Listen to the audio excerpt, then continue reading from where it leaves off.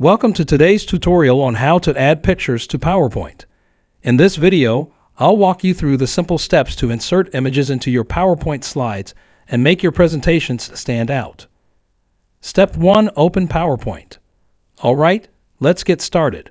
First, open PowerPoint and create a new presentation or open an existing one.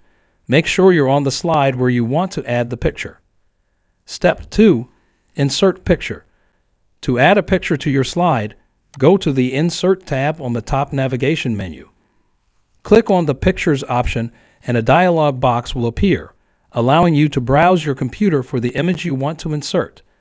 Step 3. Browse and select Image. Navigate to the folder where your picture is saved, select it, and click the Insert button. The image will now be added to your slide.